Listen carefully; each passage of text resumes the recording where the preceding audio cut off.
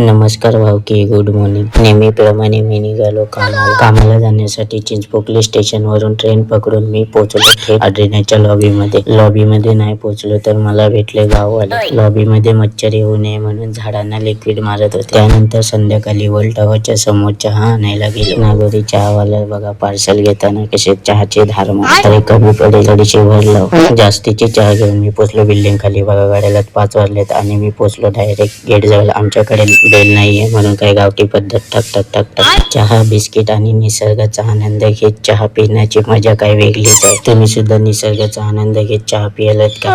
जर पियाला असाल तर कमेंट बॉक्स मध्ये हो असं लिहा. त्यानंतर 7च्या दरम्यान मी निघालो घरी जाण्यासाठी. ट्रेन मध्ये बसून पोहोचलो थेट घरी. घरी पोहोचल्यावरती पहिल्यांदा घड्याळातला सेल बदलला, कारण मध्यरात्री आपल्या घड्याळच बंद पडलेला. मग काही घड्याळांनी सुद्धा एक नवीन सुरुवात केली आहे आणि तुमच्या भावाने सुद्धा 100 डे चॅलेंजची सिरीज सुरू केली आहे. असेच नवनवीन व्हिडिओ पाहण्यासाठी फॉलो नक्की करून घ्या. तर लाईक करा, फॉलो करा.